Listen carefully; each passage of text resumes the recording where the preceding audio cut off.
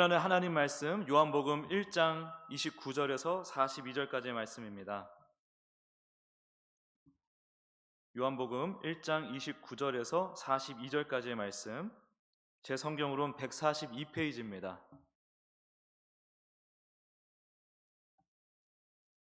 다 찾으신 줄 알고 같이 읽겠습니다. 시작.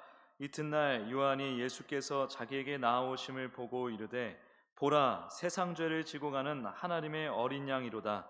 내가 전에 말하기를 내 뒤에 오는 사람이 있는데 나보다 앞선 것은 그가 나보다 먼저 계심이라 한 것이 이 사람을 가리킴이라. 나도 그를 알지 못하였으나 내가 와서 물로 세례를 베푸는 것은 그를 이스라엘에 나타내려 함이라 하니라.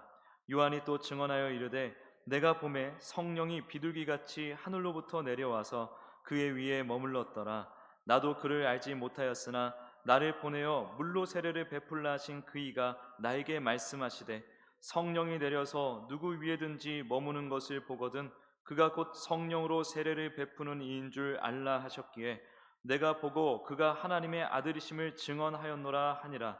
또 이튿날 요한이 자기 제자 중 두 사람과 함께 섰다가 예수께서 거니심을 보고 말하되 보라, 하나님의 어린 양이로다.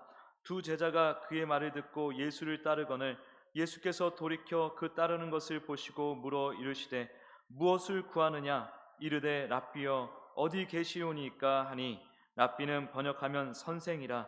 예수께서 이르시되 와서 보라. 그러므로 그들이 가서 계신 데를 보고 그날 함께 거하니 때가 10시쯤 되었더라. 요한의 말을 듣고 예수를 따르는 두 사람 중에 하나는 시몬 베드로의 형제 안드레라. 그가 먼저 자기의 형제 시몬을 찾아 말하되 우리가 메시아를 만났다 하고, 메시아는 번역하면 그리스도라. 데리고 예수께로 오니 예수께서 보시고 이르시되 네가 요한의 아들 시몬이니 장차 게바라 하리라 하시니라. 게바는 번역하면 베드로라. 아멘. 오늘 본문을 중심으로 특별히 요한복음 1장 29절을 중심으로 세상 죄를 지고 가는 하나님의 어린 양이란 제목으로 하나님 말씀 증거하겠습니다. 우리 29절을 다시 한번 같이 읽겠습니다. 1장 29절 시작. 이튿날 요한이 예수께서 자기에게 나아오심을 보고 이르되 보라, 세상 죄를 지고 가는 하나님의 어린 양이로다. 아멘. 왜 본문에서는 세상 죄를 지고 가는 하나님의 어린 양, 하나님의 어린 양이라고 말하고 있을까요? 나를 위해 죽는 어린 양, 나의 어린 양입니다. 사람이 사람을 위하여 고른 어린 양은 사람을 위한 어린 양, 사람의 어린 양으로 불러야 자연스럽습니다. 마찬가지로 세상의 죄를 위한 어린 양이라면 죄인된 우리를 위한 어린 양이므로 마땅히 우리의 어린 양, 우리 사람, 우리 죄인들을 위한 어린 양이라고 해야 자연스러운 표현일 것입니다. 그러나 성경은 예수님을 하나님의 어린 양이라고 표현합니다. 왜 그럴까요? 여기엔 깊은 신학적 의미가 담겨 있습니다. 첫 번째는 예수 그리스도는 하나님이 직접 준비하신 어린 양이라는 것입니다. 구약에서는 죄를 속하기 위해 사람이 직접 제물을 골라 하나님께 바쳤습니다.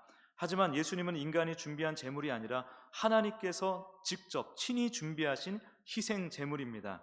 창세기 22장에 보면 아브라함이 이삭을 제물로 바치려 할 때 하나님께서 대신 순양을 준비해 주신 것처럼 예수님은 하나님께서 직접 준비하고 예비하신 속죄 제물이십니다. 두 번째는 예수 그리스도는 하나님께서 직접 죽이신 희생 제물이라는 것입니다. 구약의 희생 제물은 죄를 속하기 위해 반드시 죽임을 당해야 했습니다. 예수님도 마찬가지로 우리를 위한 속죄 제물이 되시기 위해 반드시 죽으셔야 했습니다. 그러나 중요한 것은 예수님을 죽인 것이 사람이지만, 죄인된 사람이지만 그 이면에는 하나님의 뜻이 있었다는 것입니다. 예수님은 하나님의 뜻과 계획 가운데 하나님께서 친히 직접 예비하시고 내어주신 어린 양이라는 사실을 기억하셔야 됩니다. 이사야 53장 10절은 이렇게 말합니다. 여호와께서 그를 상하게 하시기를 원하사 질고를 당하게 하셨은즉, 아버지 하나님께서 아들 예수님을 상하게 하시기를 원하셨다는 거예요. 그래서 죄인된 인간들이 예수님을 직접 죽이신 것이 맞지만 크게 보면, 깊게 보면 아버지께서 죽이신 것이나 다름없다는 것입니다. 아버지 하나님께서 직접 준비하시고 희생시킨 예수 그리스도라는 것입니다. 그래서 예수님의 십자가는 하나님의 공의와 사랑이 만나 하나님의 우리를 향한 뜻이 충만하게 드러나는 자리입니다. 하나님의 뜻과 계획에 의해서 예수님의 사역이 진행되었으니 이 예수님의 십자가, 그 뜻과 계획이 절정으로 보여진 곳이 바로 예수님의 십자가라는 것입니다. 먼저 인간의 지독한 죄악이 더 이상 드러낼 것 없이 훤히 드러난 곳이 십자가입니다. 하나님을 죽였으니 이보다 더 악한 게 어디 있습니까? 하나님을 죽였는데. 그래서 하나님을 죽인 사람의 끔찍한 무지와 죄악이 완벽하게 드러난 자리가 바로 십자가라는 것입니다. 하나님은 거룩하신 분이시기에 죄를 결코 용납하실 수 없으며 죄는 반드시 대가가 치러져야 합니다. 그러므로 이렇게 죄악에 사로잡혀 사는 인간들을 하나님께서는 반드시 진멸하셔야 됩니다. 진멸. 낱낱이 폭로되었다는 것은 뭐냐면 우리 사람들에게 폭로되었다는 것을 얘기합니다. 하나님은 이미 우리의 죄인됨을 다 아시고 계시고 다 아셨습니다. 그럼에도 십자가를 통해 우리의 죄악이 얼마나 지독하고 무서운 것인지를 우리에게 보여주시는 것입니다. 봐라, 하나님을 알아보지 못하고 또 너희들이 원하는 하나님이 아니라 하여 또 너희들 스스로 인생에 하나님이 그토록 되고 싶어 하여 기어이 하나님을 죽이는 너희들, 내가 너희를 멸하는 것이 마땅하지 아니하냐? 내가 너희를 진멸하는 것이 마땅하지 아니하냐? 이것이 공의 아니냐? 이것이 정의 아니더냐? 너희들이 그 앞에서 할 말이 있느냐? 이렇게 말씀하시는 겁니다. 할 말이 없죠. 누가 할 말이 있겠습니까? 예수 그리스도의 그 십자가 죽음을 바라보면서 누가 감히 큰 소리 칠 수 있겠습니까? 스스로 어둠됨을 깨닫지 못하고 더 짙은 어둠으로 계속해서 들어가면서 사는 우리에게 우리가 얼마나 악하고 가망 없는 존재임을 명백히 드러내며 인정하지 아니할 수 없게 만드셨다는 것, 그것이 바로 십자가라는 거예요. 너희들은 진멸되어야 마땅한 자들이다. 그게 정이다. 하나님의 정이다. 그러나 우리를 지독히 사랑하시는 주님, 우리가 죄를 지독히 사랑하는 것보다 훨씬 압도적으로 지독히도 우리를 사랑하시는 주님이십니다. 사람의 지독함보다 하나님의 지독함이 훨씬 높고 깊고 큽니다. 지독하신 하나님이세요. 이토록 우리를 사랑하시기에 우리를 진멸해야 하나, 우리를 진멸하는 것이 마땅하나 진멸하기를 원하지 않으셨습니다. 그럼 어떻게 해야 합니까? 우리를 죄인들에게 죄로 인해 죽는 것이 정의라고 선포하신 하나님께서, 너희들은 마땅히 죽어야 돼, 죄인이니까 라고 선포하시는 하나님께서 우리를 죽이지 않으시면은 하나님의 정의에 금이 가게 되죠. 그게 어떤 문제를 야기하냐면 하나님께서는 사람이 하나님의 하나님 되심을 인정하기를 원하시고 그것을 위해서 역사를 하시는데, 하나님의 정의에 금이 가면 사람이 하나님의 하나님 되심을 인정하지 않아도 할 말이 없는 하나님이 되시는 거예요. 하나님의 정의에 금이 가면 우리 사람이 하나님을 인정하지 않아도 하나님이 할 말이 없으신 것입니다. 그런데 정의를 포기할 수 없으시면서도 동시에 우리를 지독히 사랑하시는 하나님께서 마귀를 포함해서 그 누구도 깨달을 수 없는 지혜를 품으시고 또한 드러내셨으니 그것이 바로 하나님께서 직접 죄의 대가를 치러주시기로 결정하신 것입니다. 그것이 죽을 수밖에 없는, 결코 죽을 수가 없는 하나님이 죽어야 하는 죄인들을 대신하여 죽으시기로 한 것, 이 지혜는 마귀와 마귀에게 속한 죄인들로서는 도무지 알 수 없는 일이라는 거예요. 죽을 수 없는 하나님이신데 미천하고 악하기까지 한 극악한 죄인들을 위해 죽으신다? 이것은 우리가 그 인과율의 사고, 이 죄인의 사고, 힘의 논리에 젖어 있는 우리로서는 도무지 짐작할 수 없는 일이라는 거예요. 우리는 이제 알고 있으니까 되게 쉽게 그냥 있을 수 있는 일이라고 우리가 생각할지는 모르겠지만은 인류의 지혜로서는 마귀조차도 하나님의 이 지혜를, 그리스도로 드러난 이 지혜를 알 수 없었다는 것입니다. 그 지혜가 드러난 사건이 바로 성자 하나님께서, 예수 그리스도께서 이 땅에 인간으로 태어나신 일이죠. 예수님은요, 죽기 위해 태어나신 분이십니다. 죽기 위해 태어난 분, 죽으려고 오신 분이에요. 자녀들을 진멸시킬 수 없으셔서 아버지 하나님은 아들을 대신 죽이기로 하셨고, 아들 하나님은 자녀들 대신에 본인이 죽기로 결심하신 것입니다. 죄인들이 치러야 할 멸망과 죽음의 대가를 친히 감당하기로 결정하신 것입니다. 이사야서 53장 6절은 이렇게 말씀합니다. 우리는 다 양 같아서 그릇 행하여 각기 제 길로 갔거늘 여호와께서는 우리 모두의 죄악을 그에게 담당시키셨도다. 아멘. 예수님은 우리의 죄를 대신하여 하나님의 심판을 받으셨고 그 피로 하나님의 공의, 하나님의 정의를 지키셨습니다. 동시에 하나님께서 자기 아들을 내어주심으로써 또 아들 하나님께서 자신의 목숨을 내어주심으로 우리를 향한 하나님의 지극하신 사랑을 완전하게 드러내셨습니다. 그래서 예수님의 십자가의 죽음을 통하여 하나님의 공의와 사랑이 충돌하지 아니하고 완전한 조화를 이루며 성취된 것입니다. 하나님의 진심과 하나님의 지혜가 충만하게 드러난 곳, 그것이 바로 하나님의 사랑과 정의가 충돌하지 아니하고 완전히 조화를 이룬 바로 그 십자가라는 거예요. 하나님께서 친히 준비하신 제물 예수님, 하나님이 친히 우리 대신 심판하신 예수님이시기에 예수님을 세상의 모든 죄를 지신 하나님의 어린 양, 우리의 어린 양 아니다. 하나님께서 친히 준비하시고 하나님께서 우리 대신에 심판하신 하나님의 어린 양이시라고 성경을 통해 우리 모든 교회들에게, 시대를 초월한 모든 하나님의 자녀들에게 지금 선포하고 계신 것입니다. 하나님께서 지금 우리에게 선포하고 계신 거예요. 할렐루야.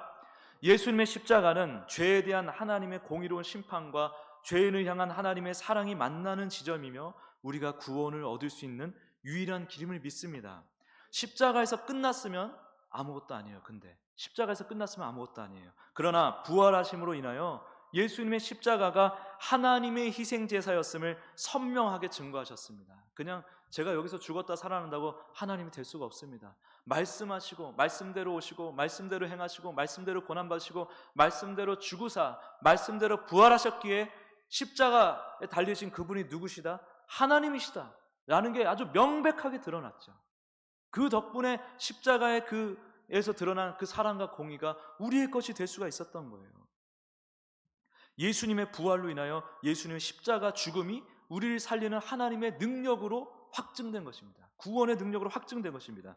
그러므로 예수님의 십자가는 막연한 개념이 아닙니다. 관념적인 것이 아닙니다. 희생제물이 되신 예수님이 바쳐진 희생제사는 영원히 유효한 제사입니다. 그리고 이 제사는 모든 개인과 모든 민족의 모든 죄, 세상의 모든 죄를 속죄하기 위한 제사입니다. 나를 위해 드려진 영원한 제사입니다. 그렇기에 누구든지 예수님을 믿는다면 우리는 이제 결단코 하나님의 심판을 받지 않습니다. 예수님을 믿지 않는 자들의 정의, 예수님을 믿지 아니하는 자들의 정의는 멸망이에요. 그게 합당한 정의입니다. 하나님의 정의. 그러나 예수님을 믿는 은혜를 입은 우리의 정의는 뭐냐면 구원입니다. 그게 우리의 정의예요. 그러면 우리가 어찌 해야 되겠습니까? 우리는 어떻게 반응해야 되겠습니까? 먼저 세례 요한은 예수님을 가리키며 보라 하나님의 어린 양이로다 라고 외쳤습니다. 이것은 단순한 감탄이 아니에요. 그분을 바라보고 믿으라는 초청입니다. 우리는 우리의 노력과 선행으로 구원을 절대로 얻을 수 없다는 걸 꼭 늘 기억하셔야 됩니다.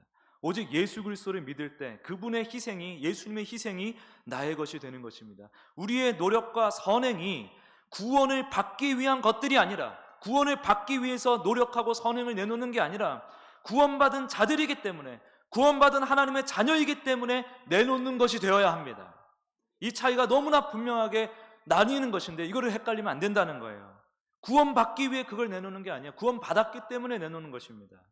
그게 곧 예수님을 보는 삶이며 보는 것이며 예수님의 성육신과 생애와 고난과 죽음과 부활을 계속해서 들여다보고 받아들이는 것입니다. 그러면 우리는 구원받은 주님의 자녀로서 마땅한 노력과 선행을 조금씩 내놓을 수 있게 된다는 것이에요. 처음부터 완벽하게 되지 않을 수 있습니다. 그러나 그 방향으로 성령님의 인도하신 가운데 쭉 나아갈 수 있게 되는 거예요. 그래서 함부로 또 부족한 믿음이 연약해 보이고 행실이 부족해 보이는 사람을 우리가 단죄해서는 안 되겠습니다.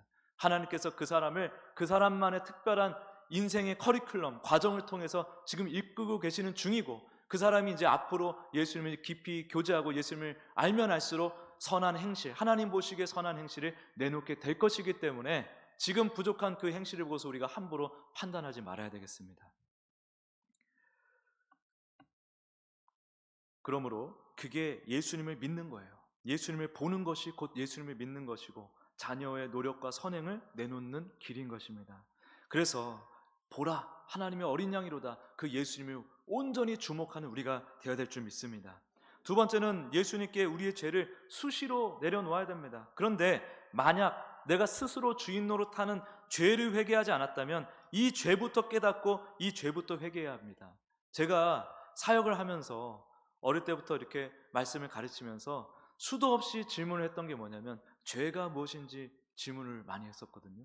근데 교회에서 나름 난다 긴다 그 뭐 리더로서 뭐 수십 년을 했던 그런 분들이요, 이 죄에 대해서 제대로 대답하는 분을 제가 거의 못 봤습니다. 그러니까 무슨 죄인지도 모르고 회개했다는 겁니다. 무슨 죄인 줄도 모르고 회개했다는 거예요. 우리가 생각하는 그런 도덕 윤리적인 죄, 그런 관념에 갇혀서 하나님을 상대로 짓는 그 죄, 하나님이 나를 위해 죽으셔야만 했던 그 무시무시한 중차대한 죄가 뭔지를 명확하게 보질 못하고, 그것을 명확하게 보지 못하고 불분명한 회개를 했다는 거예요. 그것은 죄를 그 하마르티아라고 하죠. 관역이라고 하는데 여기까지만 보통 설명하고 마는데 그 관역이 뭐예요? 이제는 우리 신약교회를 사는 우리들에게는 그 관역이 바로 예수 그리스도가 되는 것입니다. 내가 내 인생에 하나님 노릇 하는 그 죄를 회개하고 정확하게 예수 그리스도를 관역 삼아 그 주님을 향하여 우리가 나아가면 그것이 회개가 되는 거예요. 그래서 우리가 뭐 수시로 죄를 내려놓고 회개하는 것, 그것보다 가장 근원적으로 아직도 교회를 다니면서 내가 내 인생의 주인 노릇하는 그 죄를 회개하지 못했다면 그것부터 빨리 깨닫고 회개를 해야 된다 이 말입니다. 그래야 하나님과 진짜 가족이 되고 친구가 되는 길이 열리는 거예요. 그게 아니면 계속 껍데기로 예수님과 교제를 할 수밖에 없고 하나님을 믿는 것 같지만 아무 상관없는 자로 우리가 자칫 몸집만 커지는 그 가짜 몸만 어른이고 마음은 어린아이에 머무는 그런 신앙으로 나아갈 수 있다는 것입니다. 그리고 그렇게 그 죄를 잘 회개한 자라면, 그런 하나님의 자녀라면 모든 그 예수님을 주님으로 믿고 살아가면서 수시로 이 죄, 왜냐하면 이 죄가 모든 죄악의 근원이거든요. 그래서 이 죄와 이 죄악에서 파생되는 죄악들을 수시로 회개할 수 있어야 한다는 것입니다. 제자들이 베드로가 이제 예수님이 발을 씻겨주려고 하니까 저 다 씻겨주세요 하니까 너는 발만 씻으면 돼. 그러니까 그 다 씻는 건 뭐냐면 앞서 얘기했던 내가 인생의 주인 노릇하는 그 죄를 씻고 그 죄를 회개하고 예수님을 주로 믿으면 그게 내 온몸을 씻는 거예요. 그 신분이 죄인에서 의인으로 바뀌는 것입니다. 그 다음에 이제 도덕 윤리적으로 하나님의 자녀로서 합당하지 아니한 그 죄를 저질렀을 때 그 주님께서 주시는 양심의 가책으로 말미암아 회개로 나아갔을 때 그것은 발을 씻는 것입니다. 예수님의 발 씻겨주심을 우리가 그 은혜를 누리는 것입니다. 그래서 수시로 이 죄를 회개해야 된다. 수시로 이 근원적인 원죄를 회개하고, 또 물론 우리가 원죄를 계속해서 회개한다는 것은 잘 생각해 봐야 됩니다. 우리가 어떤 마음으로 회개하느냐가 중요한 것인데, 일단 죽을까봐, 벌 받을까봐 회개하는 게 아니죠. 하나님의 자녀의 회개는요, 죽을까봐 회개하는 게 아닙니다. 혼날까봐 회개하는 게 아닙니다. 그냥 가족이기 때문에 아버지 마음 속상할까봐, 우리 엄마 마음 속상할까봐 엄마와 아빠를 아는 자녀의 입장에서 그 회개를 내놓는 것이지, 막 두려워 벌벌 떨면서 나 이제 이거 회개 안 하면 능지처참 당할 거야 막 이러면서, 그러면은 하나님 보실 그게 과연 기쁜 회개일까요? 막 자녀가 내가 우리 아버지한테 회개 안 하면 나 죽일 거야 아마, 이게 지금 이 아버지가 기뻐하는 회개입니까? 그거 아니라는 거예요. 자녀의 회개가 있고 자녀가 아닌 노예의 근성으로 여전히 죄인으로서 회개하는 그런 회개가 있다라는 것입니다. 앞서 얘기했던 원죄를 회개하는 것은 죄인으로서 회개하는 것이지만, 이제 하나님의 자녀로서의 정체성이 분명하다면 우리는 자녀로서의 회개로 나아가야 된다는 거예요. 요한일서 1장 9절은 이렇게 말합니다. 만일 우리가 우리 죄를 자백하면 그는 미쁘시고 의로우사 우리 죄를 사하시며 우리를 모든 불의에서 깨끗하게 하실 것이요, 우리가 원죄를 회개하는 그 죄까지도 하나님께서는 이미 우리를 미쁘게 여기사 그 회개를 기다리시고 반기신다는 거예요. 근데 우리가 막 두려워 떨면서 막 겁박하고 협박하는 그런 메시지에 속아가지고 우리 아버지신데 우리 부모님인데 그냥 얻어 터질까봐 나를 막 칼로 찔러 죽인다는 그런 공포 때문에, 나를 멸망하게 할 것 같은 그 공포 때문에 마치 이 죄인들이 하나님께 진멸당할까봐 두려워 떠는 것처럼 그런 마음으로 하나님 앞에 회개하지 말라는 거예요. 예수님을 믿고 있다면 하나님의 기뻐하고 슬퍼하는 일을 이걸로 잘 구별하셔야 되는 겁니다. 하나님 기쁘게 해야지 하면서 그런 회개로 나가면 그게 슬프게 하는 일이지 어떻게 기쁘게 하는 일이겠습니까? 이 미세한 차이를 잘 우리가 분별해야 된다는 것입니다. 예수님은 이미 우리 자녀들의 죄를 다 짊어지셨습니다. 해결하셨습니다. 그런데 우리는 여전히 이 쓸데없는 죄책감과 두려움 속에서 하나님을 대하고 있다는 거예요. 우리는 예수님의 제자이며 자녀이자 가족인 줄 믿습니다. 여러분 믿으시죠? 그게 만약 확신이 없다 그러면 빨리 회개부터 하십시오. 그 원죄 회개부터 하고 하나님의 은혜 가운데 나아가십시오. 노예의 회개와 자녀의 회개는 다른 것이라는 것을 꼭 기억하십시오. 자녀로서 예수께 나아가 죄를 고백하고 내려놓으시라 이 말입니다. 그러면 주님은 우리에게 그때마다 늘 항상 참된 자유를 허락해 주실 것입니다. 그래서 마지막으로 예수 그리스도의 복음을 전해야 됩니다. 예수님은 나만을 위한 구세주가 아니라 온 세상을 위한 주님이시잖아요. 온 세상을 위한 속죄의 제물이시잖아요. 우리는 이 복된 소식을 전해야 합니다. 많은 사람들이 여전히 자기 죄의 무게 아래에서 고통받고 있습니다. 두려워 떨고 있단 말이에요. 그들에게 나를 자유케 하신 예수님을 전해야 합니다. 근데 나를 자유케 하는 그 예수님을 경험해보지 못한 자는 전도도 사실 제대로 할 수가 없는 거예요. 전도도 겁박으로 할 수밖에 없는 겁니다. 너 예수 안 믿으면 지옥 가? 이게 어떻게 전도입니까? 이게 어떻게 하나님의 진심을 전하는 전도가 될 수 있습니까? 하나님이 너를 사랑하셔. 하나님은 너를 위해서 이러한 일을 하셨어. 그래서 관념적인 사랑을 외치는 게 아니에요, 전도는. 예수님께서 우리 위해 어떤 희생을 치르셨는가? 예수님이 어떤 분이신가? 그 높으신 하나님께서 왜 성육신 하셨는가? 왜 고난받으셨는가? 왜 죽으시고 또 부활까지 하셨는가? 이 하나님의 행하신 일, 그거를 통해 나타난 하나님의 진심을 전해야지. 그것도 내 인생에서 내가 그것을 만난, 그것을 간증하면서 복음을 전해야지 겁박을 하면서 전하면 안 되는 거죠. 그래서 우리가 충분히 예수님의 복음을 충분히 누리면서 자연스럽게 그 누린 복음을 전해야 한다. 말로도 전하고 자녀로서의 올바른 가치 판단과 선행으로서도 전해야 합니다. 자녀로서의 선행. 우리의 삶은 세상을 예수님께로 인도하는 소금과 빛으로 이미 정해졌습니다. 소금과 빛이 되라가 아니라 너희들은 소금과 빛이다 이렇게 말씀해버리잖아요. 선언해버리잖아요. 그러면 우리가 원하든 원치 않든지 간에 우리를 들어서 소금과 빛으로 사용하신다는 겁니다. 그러면 우리가 이왕 그렇게 사용받을 거 제대로 하나님과의 관계를 잘 만들어서 하나님께서 원하시는 관계로 잘 나아가서 제대로 예수님과 교제하면서 제대로 소금과 빛의 역할을 감당하게 되지 않겠습니까? 네, 자녀된 삶의 이 순리를 거스르지 마시고 늘 기도하면서 예수님과 교제하며 나를 건지시고 나와 함께 하시는 그 예수님, 내 인생 가운데 새겨주신 그 그리스도의 이야기를 전하시길 바랍니다. 예수 그리스도를 그걸 통해 전하는 것입니다.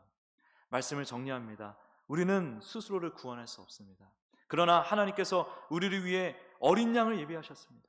예수님은 단순한 인간의 어린 양, 우리 사람이 준비한 어린 양이 아니라 하나님께서 친히 준비하시고 내어주신 희생 제물이십니다. 그리고 예수님 입장에서 보면은 예수님의 그 희생, 결단이 분명히 있는 것입니다. 아버지 하나님이 예수님을 그냥 죽이신 게 아니라 그 예수님도 내가 죽겠습니다 하는 그 결단이 있었다는 거예요. 온 세상의 죄를 지고 가신 예수님, 그 예수님을 우리가 깊이 생각할 수 있어야 됩니다. 늘 생각할 수 있어야 됩니다. 하나님의 계획과 뜻 가운데 죽임을 당하신 어린 양 예수님, 온 세상의 죄를 지고 가신 그 예수님을 우리가 믿고 그분의 희생을 의지할 때 우리는 비로소 죄에서 해방되고 영원한 생명을 누리게 되는 것입니다. 하나님 나라의 삶을 맛볼 수 있게 되는 것입니다. 그러므로 사랑하는 성도 여러분, 오늘도 예수님을 바라보고 그분의 은혜 안에서 살아가는 우리가 되기를, 또한 우리에게 선명히 새겨진 지금 하나님이 계속 열심히 새기고 계시거든요.